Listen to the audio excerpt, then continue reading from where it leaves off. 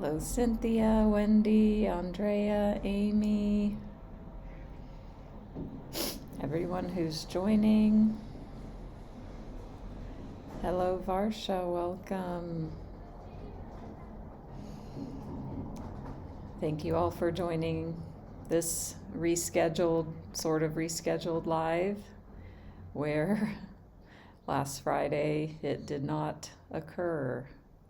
So it is occurring now, and glad we're all here together, and my apologies for that. I just was trying to finish my smoothie, my medical medium heavy metal detox smoothie. Who else has had those before? I know at least one person here. I'm looking for our Michael Singer, my bookmark.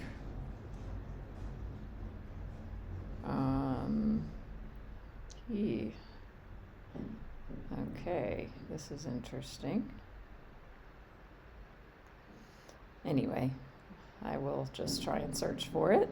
So we are going to be continuing listening and experiencing a Michael Singer talk called "You Are Transcended to This World." So we're queued up now. And we'll just give a few minutes for everybody to join in, gather together. I'm so happy and grateful to be here. If anybody here celebrates the Valentine's Day holiday, wishing you well on this day. Love Day. Every day is Love Day. Every day is Valentine's if we choose it. And I may go onto the lakefront and give free hugs as my Valentine's celebration,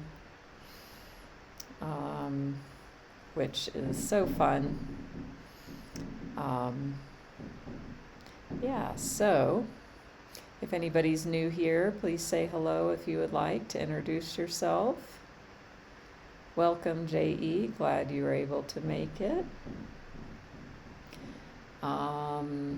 And give me a follow here on Insight Timer if you'd like. Give a donation if you care to. You can also follow me on YouTube, Facebook, Instagram, and check my website to see what I offer, what I'm up to, and what I'm about. And if you are here in the live stream, you will experience me and learn that firsthand. So if you are new, I'm a spiritual life coach and Reiki Master Teacher. And I help clients overcome themselves and overcome patterns, shift mindsets, see blind spots, and take action to create results, different results in their lives, which is the best job in the world, in my humble opinion, or one of the best. I'm so lucky, so grateful, so blessed to have my life and do what I do. And what's been coming up for me more and more very lately is that I'm living my ideal life. Over 4 years ago, before I became a life coach, I had a session with a life coach, and they were like, if you can have your ideal life, what would a day in your ideal life look like? Like, when would you wake up? What would you do? Like, tell me the schedule or the structure of a day in your ideal life. And I've just had this realization recently, like, I'm living that. I am living my ideal life. I mean, okay,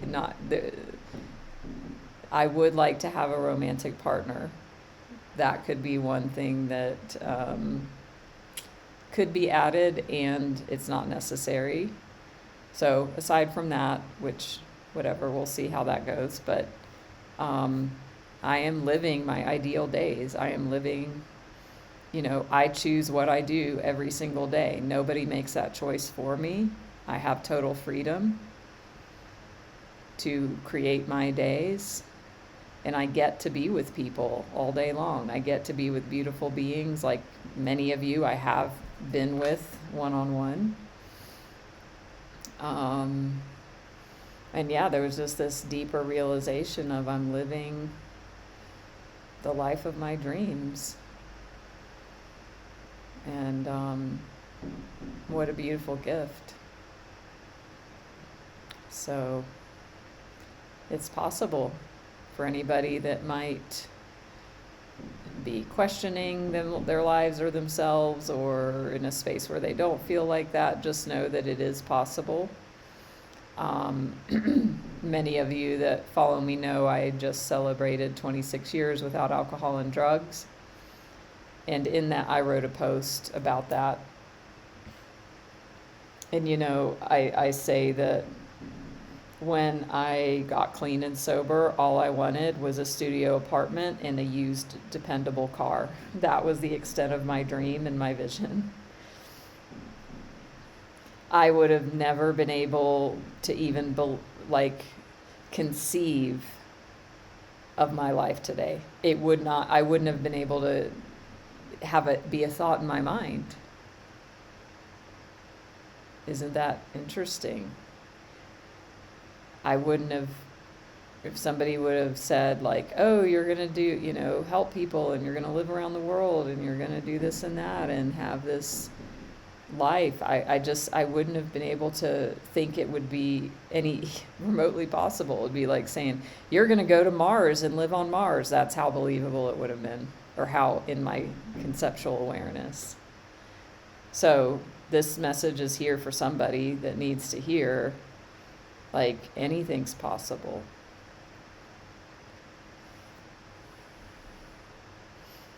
And, from where I was at that time, 26 years ago, my big dream was my own little place and a used car.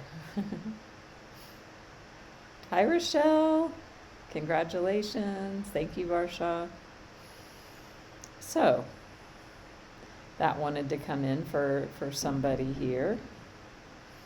I just got off a call, an amazing call with an amazing client, and they requested I draw a Michael Singer card, which I did, and I'm like, ooh, this is gonna be our Michael Singer card for the live stream. So,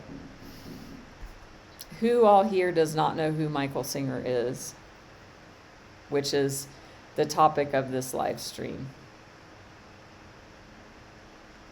Anybody brave enough to say? Hi, Louisa. Great. Welcome. This is exciting. Trust that you're finding this at the perfect time.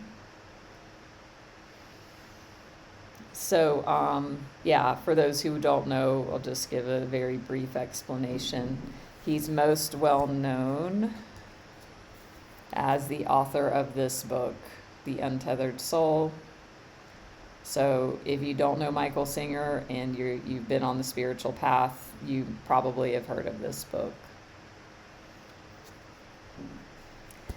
Yeah, so he wrote that book, and he's lived an amazing life, and he's still alive, and I got to meet him a few months ago, and he signed my card deck, as many of y'all know. So he's what I call spiritual tough love, in that he tells it like it is, and he doesn't coddle you. He doesn't coddle his listeners or his followers. It's like straight talk, deep spiritual truths. And he talks about love, and he talks about the heart, and he talks about we are all one and energies and things. And he's, spiritual tough love. So, the quote from his Untethered Soul cards for today under Awakening Consciousness: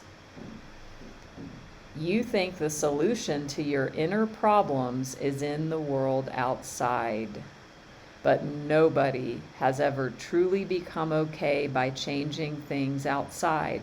There's always the next problem. So I'm going to say that again. And even you can hear like the spiritual tough love in this. You think the solution to your inner problems is in the world outside, but nobody has ever truly become okay by changing things outside. There's always the next problem. He has a clip, I made a reel out of a clip of one of his talks where he talks about this exact same thing. He talks about if getting something from the outside world to try and solve an inner problem worked, we would quit wanting things. This is a very simple, subtle, and powerful idea. If solving problems by getting things worked, we would quit wanting things. But what happens every single time? Oh, this problem in my mind's made up. Oh, if only this or that did or didn't happen, then I'd be happy. Then I'd be at peace. The thing happens. You get the job, you leave the job, you get the relationship, you leave it, whatever. You go on a trip.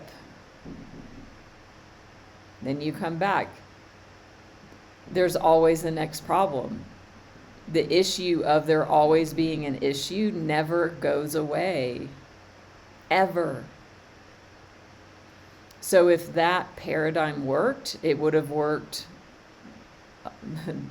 forever ago, right? If getting something outside to fix something that feels off inside worked, it would have worked, and then it would have fixed it, but it never fixes it. Because then it's like, oh, I got the job. Oh, but now I hate my boss. Or, oh, but now I'm working this much. Or, oh, but now, my desk chair hurts my back.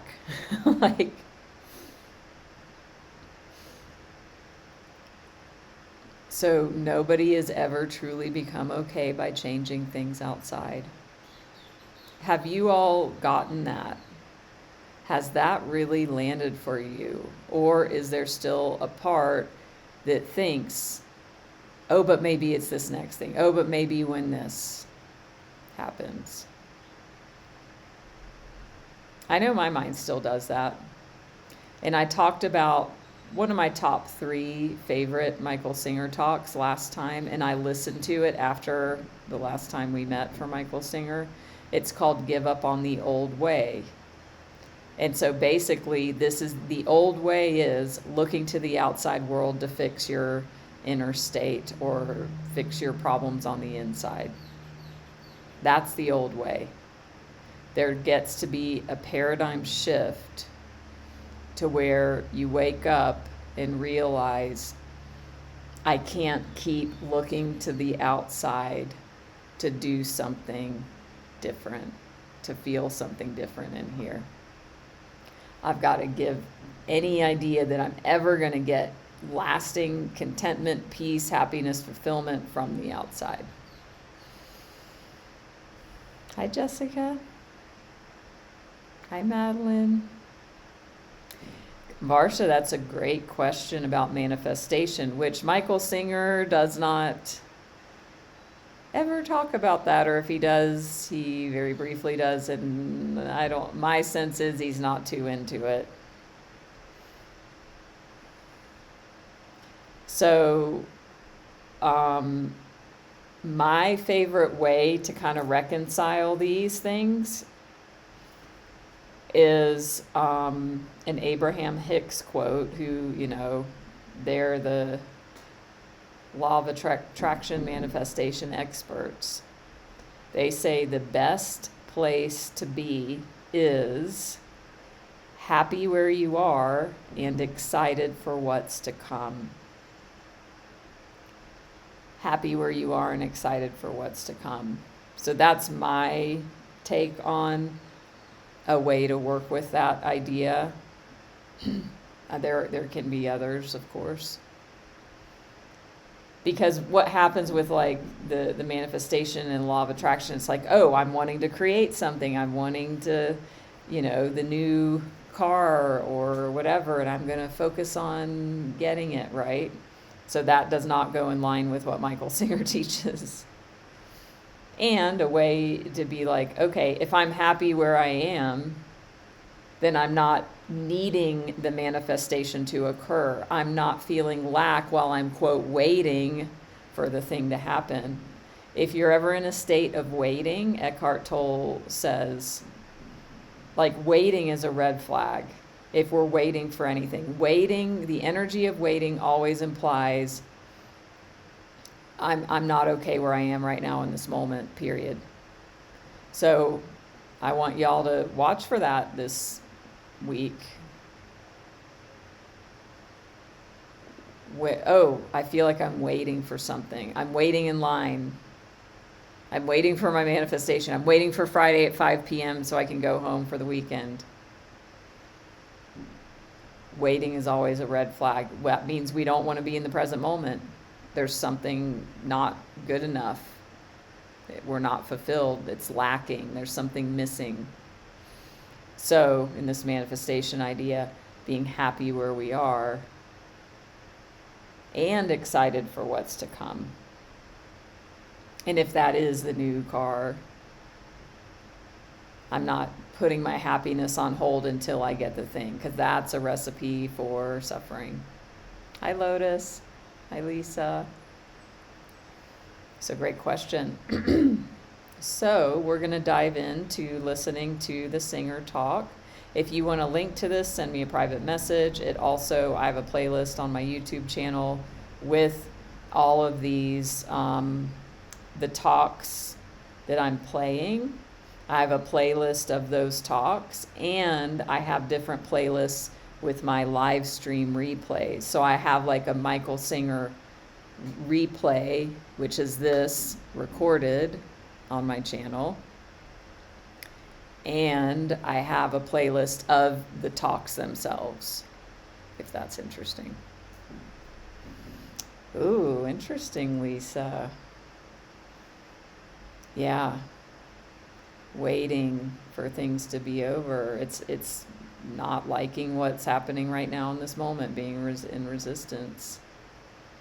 Madeline, thank you for writing the quote. And actually, that is not Michael Singer, so I apologize if I confused anyone, because we are in a Michael Singer talk.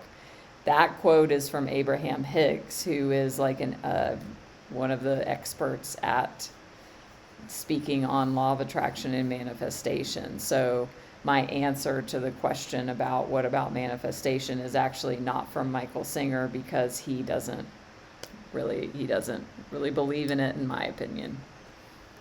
So I quoted Eckhart Tolle as well. So thank you for trying to keep up. Yeah, thank you. All good. Yeah, the Eckhart, it wasn't a quote necessarily, but he's the one that talks about if we're waiting, anytime we're waiting, like we're not present. So, all right. So I'm going to start the talk, we're continuing it. So we've already started this talk. This talk is called You Are Transcended to This World, and we're continuing from before, and so we just listen, and then we just stop, and then we discuss. So, all right. Your mind is trying to release these disturbed energies that you have stored inside of you. Don't get mad at it. You don't want to follow. I'm going to rewind this thought right now, because what he's diving into or continuing is really important and powerful. So, hold on. Oh, that? That's wonderful. You actually realize that you are not your mind.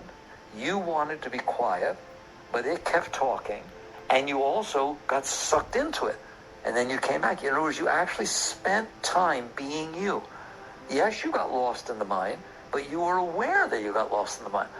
So believe it or not, that is actually a decent meditation. There's nothing wrong with that. During the day, you're not noticing that your mind won't shut up, that it's driving you crazy, that it's causing all kinds of trouble. You're busy being it. You're just doing whatever it says.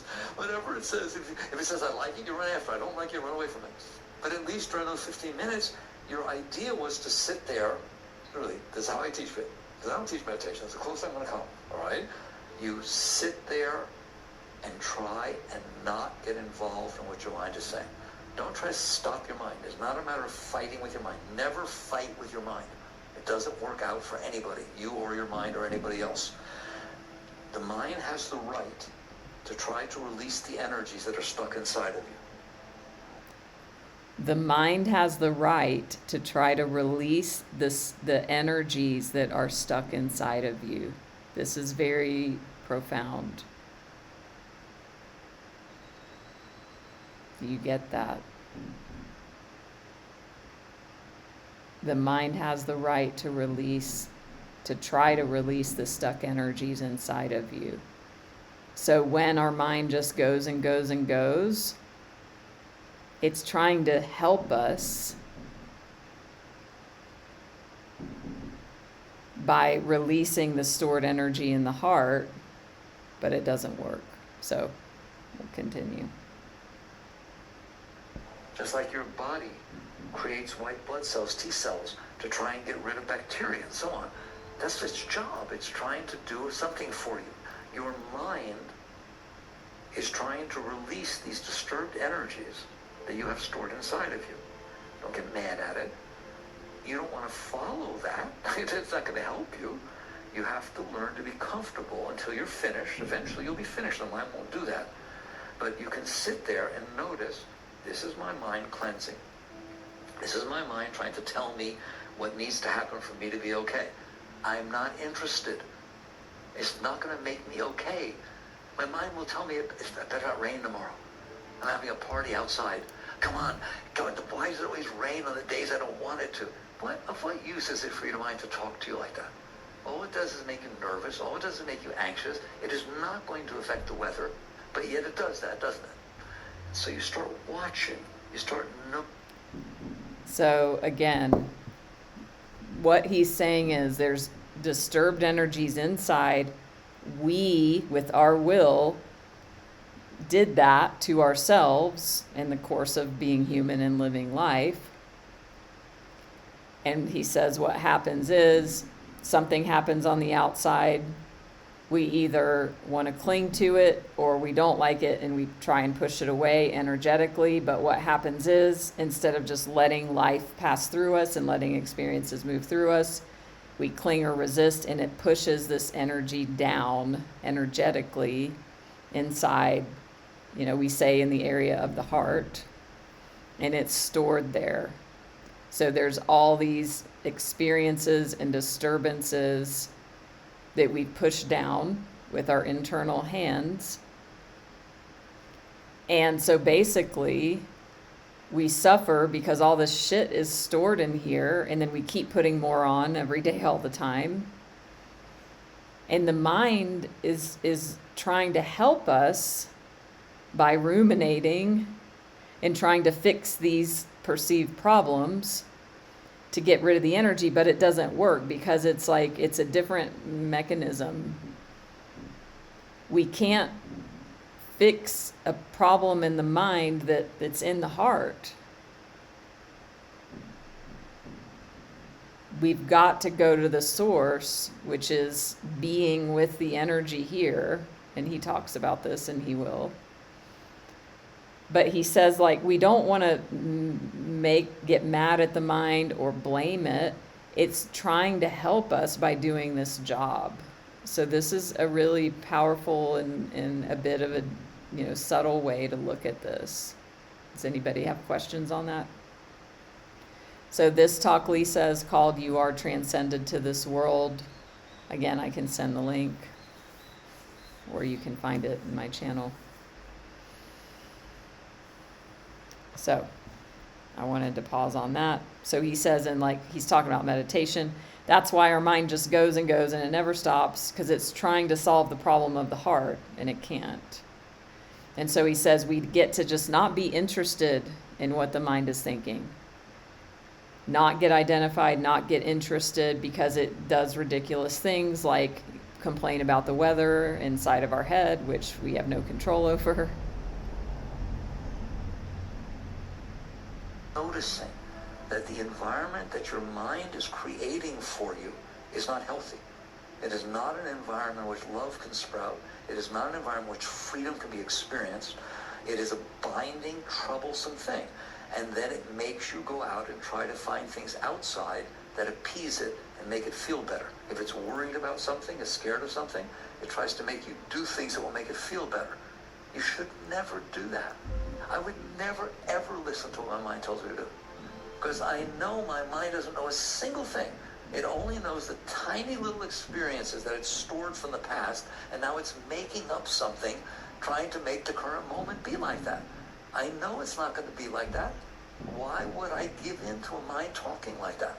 And so you have to practice not stopping your mind, not listening to your mind. You have to learn to not listen to yourself.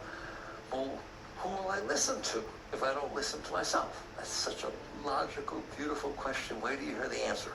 The point is, until you are capable of not listening to the noise of your mind, you can't understand the answer. Because people cling to their mind like they cling to a life raft, as if somehow I'm going to drown if I don't listen to all this junk that my mind is saying about what it wants to happen, what it doesn't want to happen, what it likes, what it doesn't like, everything that's been bad in the past and how unfair it was that happened. It just talks and talks about this undigested stuff. In this 15 minutes you put aside morning and evening, what we generally recommend is very simple, and is a basic meditation technique, is watch your breath go in and out. Well, what good is that? It's better to watch your breath go in and out than it is to watch your mind. Well, you say, I can't do it. I try to watch my breath go in and out, and I end up caught in my mind. That's okay. I tell everybody, you couldn't do calculus when you took the class. That's why you took class. You couldn't play the piano when you first started. It's something you need to learn. You learn how to, instead of listening to your crazy mind, you do something else. It could be anything, but the easiest is to watch your breath, because it's always there. You just watch it go in and out. Just even a short period of time is sufficient to change your life. If you practice understanding that what your mind is telling you to do and telling you not to do, and talking about the fears and the anxieties and what shouldn't have happened, all this junk that has no meaning at all, and instead pay attention to something else, you are learning to free yourself. You're learning to liberate yourself. So what will happen? For one thing, you won't be all uptight, because the mind tends to get you uptight. Why would I not be uptight if my mind says, oh my God, what if the car doesn't start tomorrow? Oh, it's so important, you gotta go to that job interview. I feel so bad, I wouldn't find out. Why are you doing that to yourself? You'd be a neurotic mess by the time you go to get the interview. You are much better off not doing that. And you're gonna find out that the vast majority of the time, you are better off not listening to your mind. You can listen to your mind if it tells you somebody's name, talk about where you're gonna go on your vacation or something like that. It can plan, it can do things, it's a computer. But it can't sit there and make up a life and say, this is the only way I'm going to be okay if this happens. Or get upset because it doesn't even know what life to make up. They tell you, what do you want to do with your life? You get all upset because you don't know. There's nothing to know. You're not supposed to know. You're supposed to live your life. You're supposed to be here present with the life, see what it's bringing to you, like I said, floating down the river, see what it's bringing to you, and see what you're supposed to do with what it's bringing to you. Just be here now. You're in the current moment. You will always be in the current moment. It's the only thing that's in front of you. I don't care what you made up. It's not going to be what's in front of you. So the only thing that happens with your mind is it makes you feel good or bad about what's happening. That's what it's deciding. I like it or I don't like it. It's not doing any good. And so you learn, you practice with this time we're talking about. It's called working on yourself. The first thing you have to practice, are you capable of not listening to your mind? I hope I'm freeing you to understand it is not the purpose to shut the mind up. That's why people don't do this. Say, I can't make my mind stop. No one can make their mind stop. It is not what you're trying to do. There's a reason the mind is talking. So that's an important point. I would imagine most of you are not beginners at meditation, since you're here in the app. A very common thought for, beginners to meditation, or maybe even early intermediate stages, is this idea that the purpose of meditation is to quiet the mind, or we're doing it wrong if the mind keeps going, and we're not doing it right if we're still thinking. And that's a completely erroneous idea, which is what he's saying. So I wanted to pause and highlight that. Is there anybody here that didn't get that, or has thought, judged yourself on your meditation based on how quiet the mind is, or maybe you don't even feel like you're meditating if you're thinking? Anybody have any of those sorts of ideas? Hi Sharon, hi Carolyn. Oh, amazing, Lisa, Vipassana retreat. So that's a great question. It doesn't mean we don't make choices about our lives and we don't make decisions. That's not what this is saying at all. And it's a good thought to consider. So, and I quote this all the time from his book, The Surrender Experiment. This is his memoir. It's amazing. I would highly recommend it, as all of his books. So this is how you would make a choice about selling your house or anything else. You look to see what is being asked by the moment unfolding in front of you.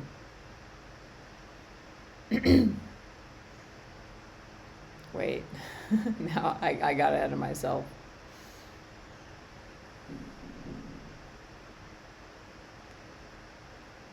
Because it's a quote from his book that I usually quote, but basically it says that you make choices without being driven by a preference. So if you weren't being influenced by like or dislike, what choice would you make? You let go of any personal reaction inside. So looking at selling a house, what is the preference? What are the reasons? What am I liking or not liking about it?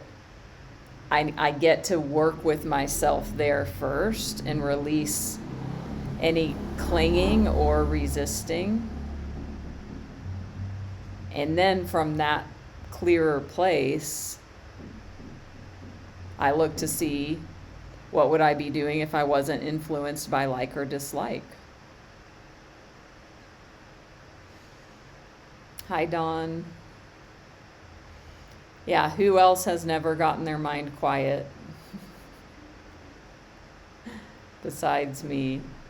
Which, well, not never, but I mean, my judgment is, I've been meditating every day for 10 years. I shouldn't still be thinking in meditation. My mind shouldn't still be wandering like it's never not wandered.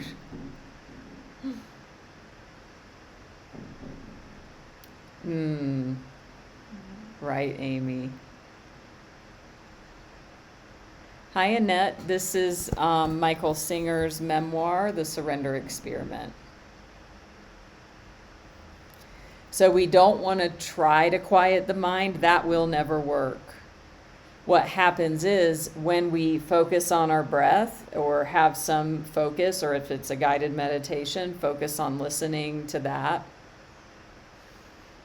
then that takes the attention away from the stream of consciousness, to where sometimes it may occur, and the idea is that you would get more practiced at it. Once you get maybe really centered or comfortable in breath, following the breath, then you'll notice, you'll get to a state, you'll get your brain waves will come down into alpha and theta, and then you'll notice actually there is space where thoughts are not occurring. So we don't want to try and quiet it. That will not work. It will naturally occur as a side effect from putting our focus elsewhere. And yeah, some people might have issues with even keeping the body still. And right, Varsha, that's just what I was saying. So, hi Melinda. We will continue. You don't want to fight with that. Eventually you'll get rid of that reason and it will be quiet. You will have a peaceful mind. But for now, you just look at it and realize, I don't want to listen to all this junk. It's not helping me. Okay, then learn not to. It's called letting go. Learn to let it go. If the mind talks, and it's just, I told you, I got these things that I've learned. Like if the mind is talking about your past, how many of you have events that happened in your past that you don't like? That is the worst thing in the world you could ever listen to in your mind. Your past is not going to change.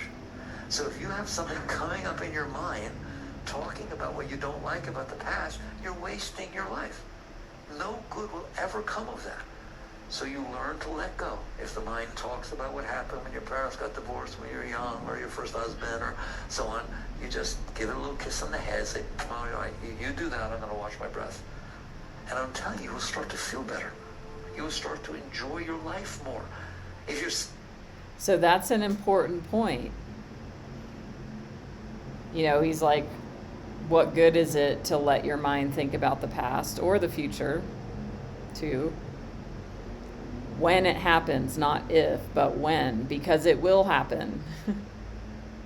Anything the mind is doing, he said, give it a kiss on the head and say it's okay, and then you go back to the focus. We don't want to make the mind wrong. We don't want to make ourselves wrong, that we're not good enough and we're not meditating right and getting frustrated. And if you notice all that, then again, that's something you can notice and kiss that on the forehead and say it's okay. So it's a constant practice of meeting yourself with self-compassion. You can't shame your way into change. You're not going to be able to shame, guilt, or blame yourself into having the mind stop thinking or not being identified with the thoughts. It's not going to work. What will work is self-compassion. And the thing is, we don't know how to do that because we never learned, because we were never taught, because our caregivers didn't know either. So how could they teach us something that they had no idea about?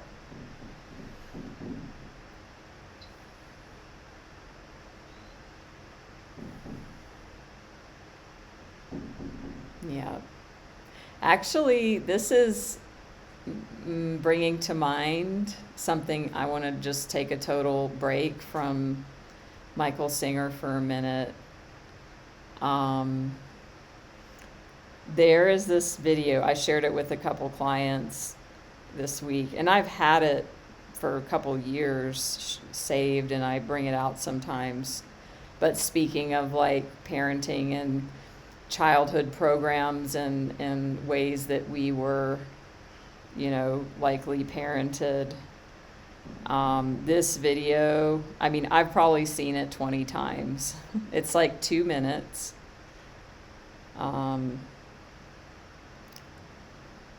If I'm meant to find it, then, oh yeah, here it is. So, and I'll hold this up. I don't know how well we'll be able to see it, but it's a convo between this is a baby, like, and his mom. And if you want the link to this after, send me a private message. But yeah, if only we were all parented like this, and things are changing and more people are learning and being this way. So once you see it, you'll know what I'm talking about. And there's subtitles. They have accents, although they're speaking English. So.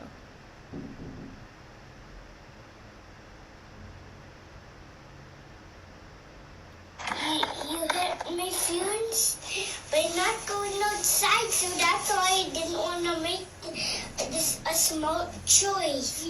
Earlier I I couldn't go outside, so I was still a little sad. Yeah.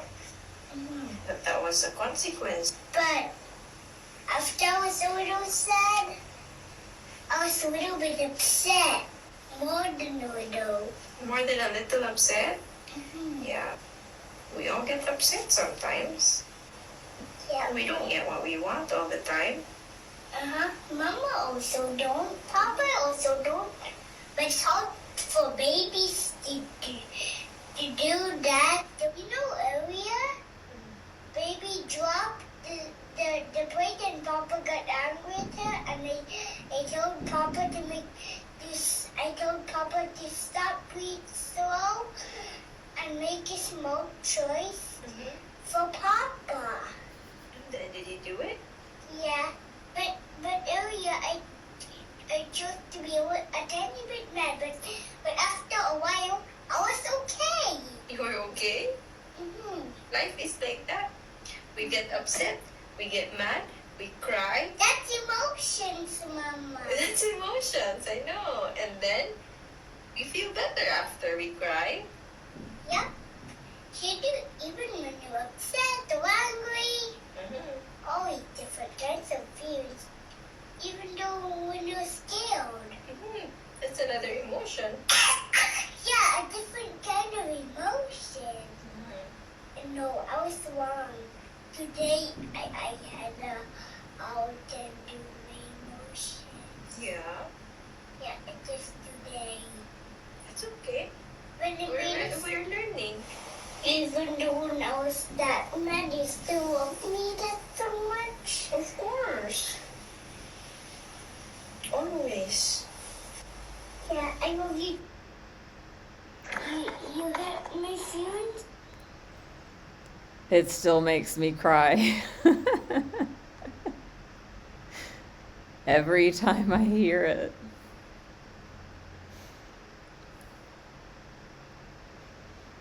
It's just so innocent and loving.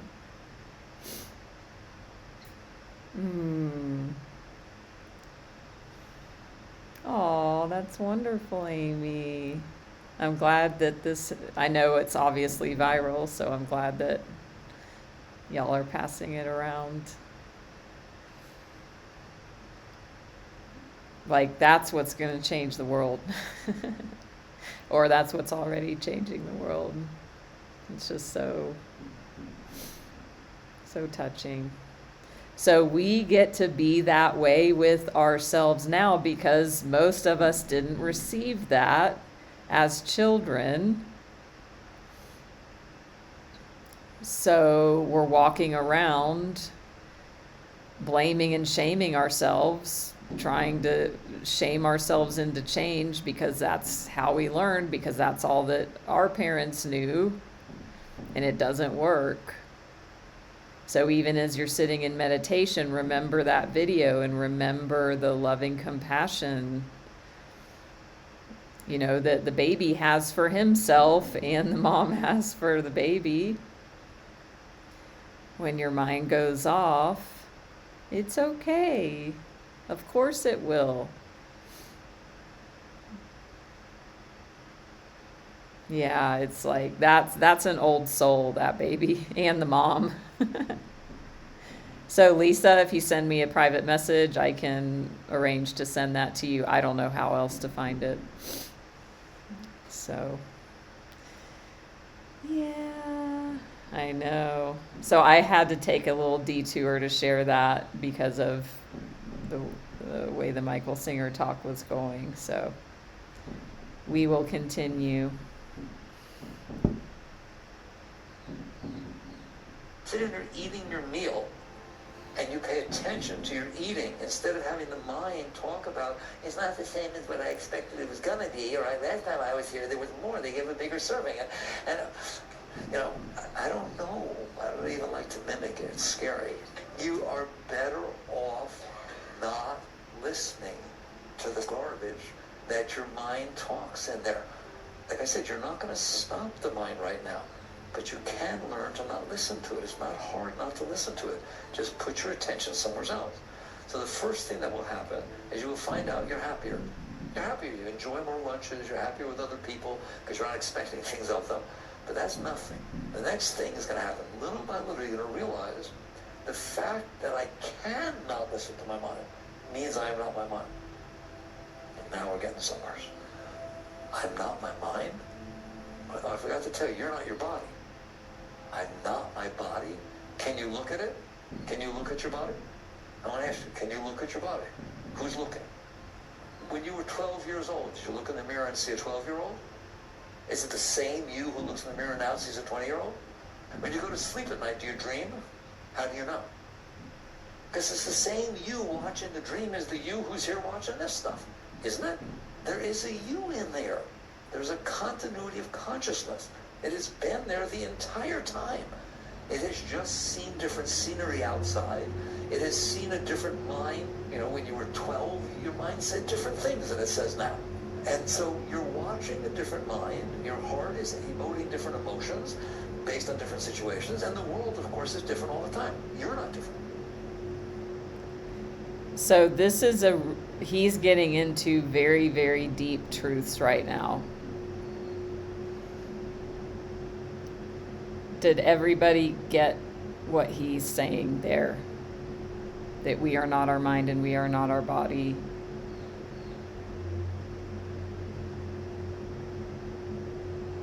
And, you know, I'm not asking to like say, oh, you like shame you if you don't understand, but to you know, pause more on it and explain it. I love the analogy of, or not the analogy, just the truth of, you know, remember when you were a kid, or remember even 5 years ago or whatever, when you look at the mirror, who is the one looking? That essence of that which is looking is still the same. It's never changed.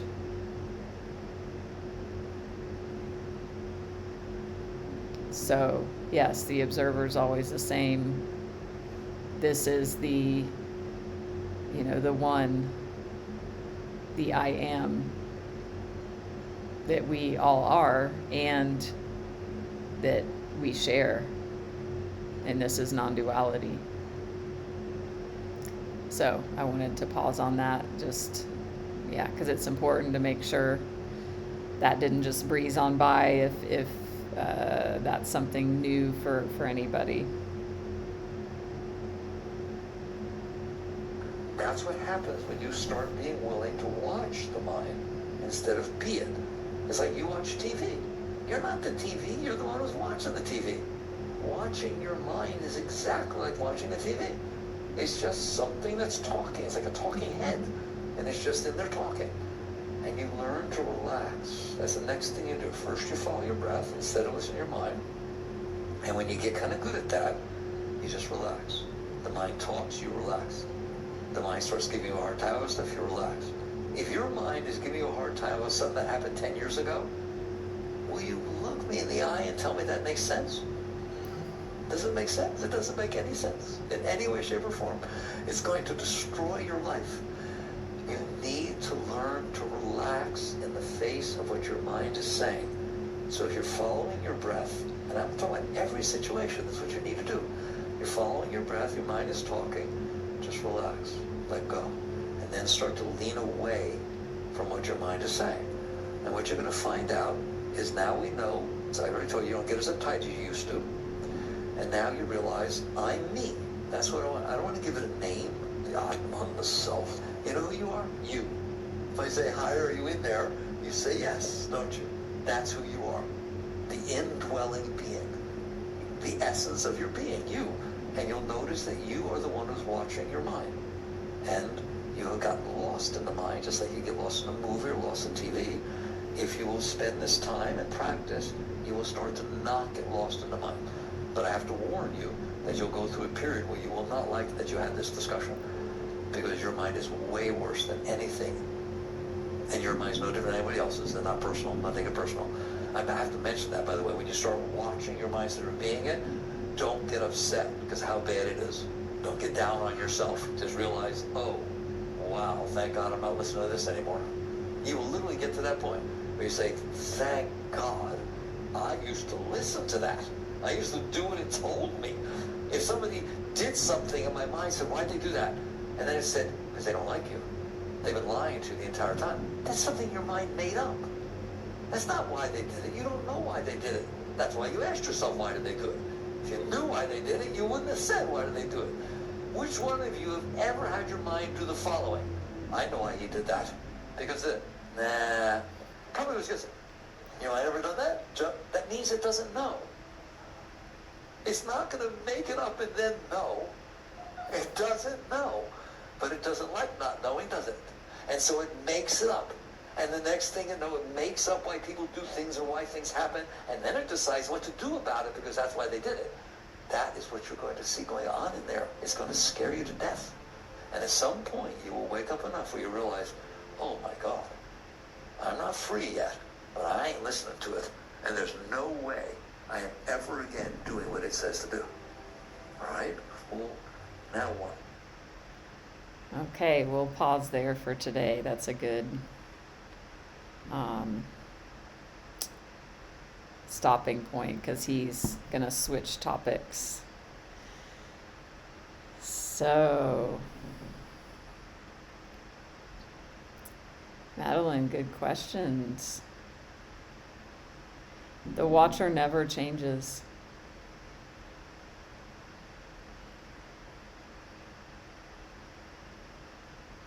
This is the seat of consciousness.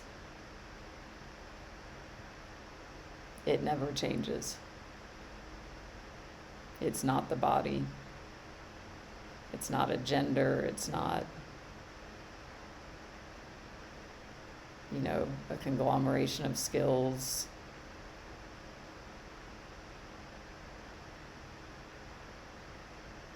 It is, as he mentioned, the Atman, the self, with a capital S. All of the mind chatter, all of the mental concepts, personality, who you believe yourself to be, is not the I am. The doing, anything that you may do is not it. The I am is the being. So to make that shift is the beginning of self-realization, I would say, in awakening, because we are just, most of us, until we're not, 100% identified with our mind and thinking until we're not. And it's like, there are people who couldn't even comprehend what we're talking about. They are their thoughts. I think, therefore I am.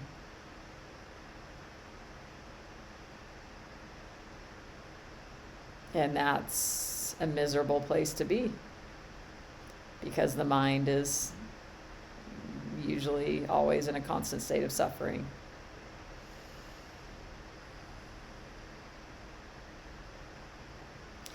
Yeah. Sometimes what we think is true. The example he was giving was, the mind making assumptions out of fear.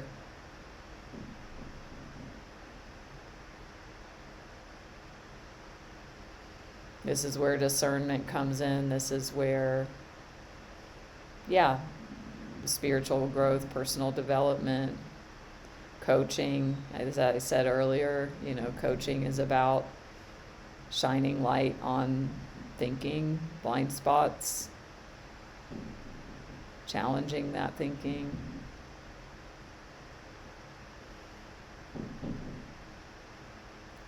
So, if this was valuable, please give a donation, give me a follow here. This will be on my YouTube channel as a video. Follow me there, Facebook, Instagram, check my website. My services that I offer are listed there. Reach out if you'd like to have a conversation. Stay tuned for more scheduled live streams. We will continue this same talk next time. We've still got, some more of it to go. If you want the link, send me a message. You're welcome, J.E., and thank you all for joining. We teach what we most need to know.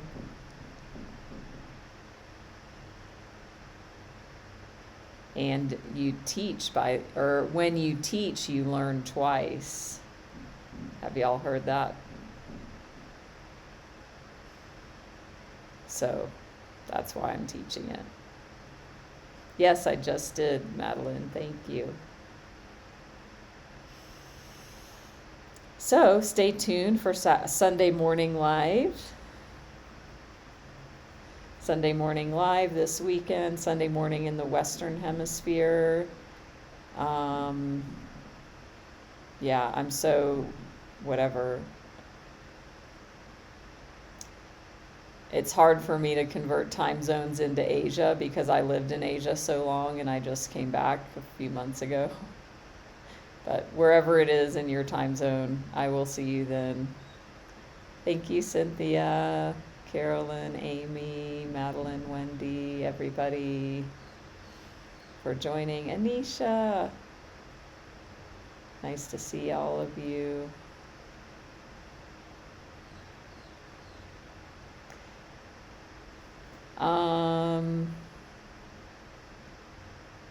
And happy Valentine's. So I said, J.E. said what we think is actually true and how to distinguish.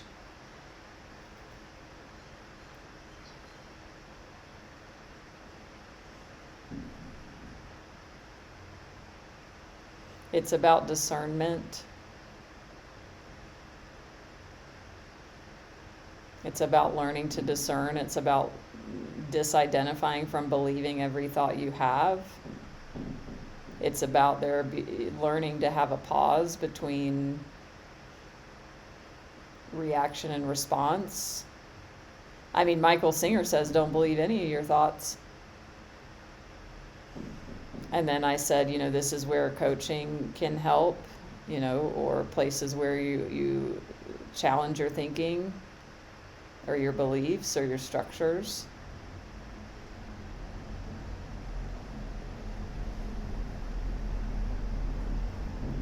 Yeah. I'm so grateful for Insight Timer. So on our Sunday Morning Live, we'll be doing a card reading, a collective card reading. If you want an individual, you can schedule that one-on-one with me. We will be doing Reiki healing and ancestral clearing, which I also offer one-on-one. So appreciate this co-creation with all of you wonderful beings and souls. And I will see you all next time. If you still have questions, please send me a message. I'm happy to answer more in between, in a chat, in an email, whatever. Thank you all so much. And I will see you soon.